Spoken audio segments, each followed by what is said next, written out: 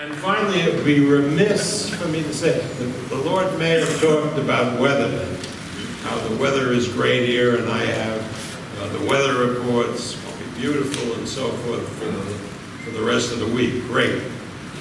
But I see in the audience a fighter who fought in March of 1986 in Las Vegas against the great middleweight champion, Marvelous Marvin Hagler.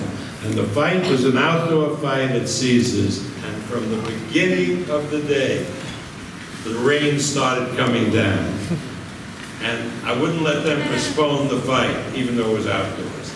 And so some enterprising people sold garbage bags that they bought for a nickel, 5 cents, and sold for $5 and $10. And people were at ringside wearing these garbage bags. But being Las Vegas, they were the biggest celebrity. So there was Jack Nicholson with his garbage bag, Harrison Ford with his garbage bag, and the beautiful Bo Derek with her garbage bag, which became the picture memorializing that event. And luckily, the rain stopped before the main event, and they had to carry the fighters into the ring. And I look out, and there's the guy who gave Marvin Hagler hell in one of the best middleweight fights of all time, John the Beast Nagata.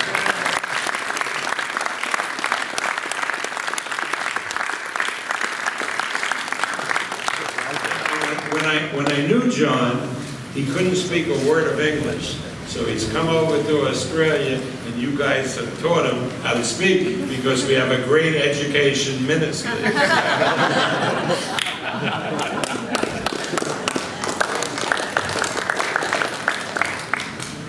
And Dean got up and made a big prediction of the fight. Dean, you're a promoter. You're supposed to be neutral. Pick a winner. I know where your heart is. But this fight's going to be a terrific fight. And how did it happen? Dean had me over. We had to fight a heavyweight, Andy Ruiz, who fought Joseph Parker in October in Auckland, New Zealand. And I went over for that fight, and Dean said to me, watch, I have on this card in the semi-main this kid who's a welterweight, Jeff Horn, who's ready to take on any welterweight in the world. Well, I heard a lot of that stuff before, and but I watched the fight, and I saw in Jeff Horn a really skilled, strong, young fighter who fought a very, very tough African fighter. Big guy, awkward. Arum had Jeff on the deck. Jeff came back and knocked him out. And I said to Dean, we really got something here. This is a kid that is competitive with anyone. And one thing led to another, and we're here now doing this fight with Jeff Horn challenging Manny Pacquiao. Now, Manny Pacquiao is a fighter who is obvious, like all of us, goes up in age, we all do, but age is just a number. Manny Pacquiao, to me, is as youthful and as energetic as he's ever been. And even though he devotes a substantial amount of his time to his duties as a senator. Now, in the Philippines, there are 24 senators. 12 get elected every 6 years. So it's a very, very prestigious position.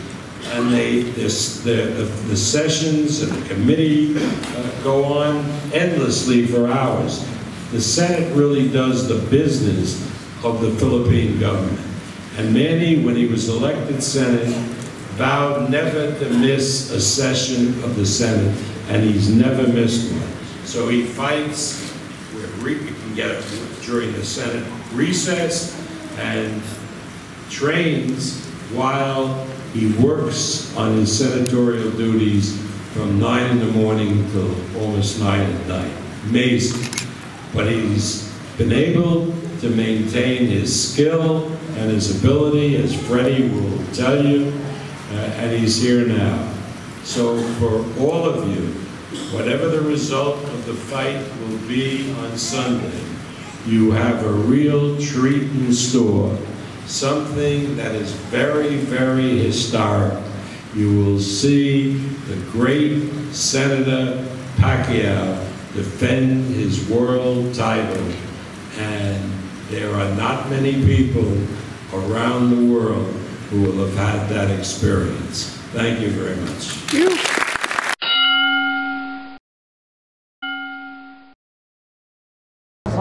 You're watching T2T Boxing.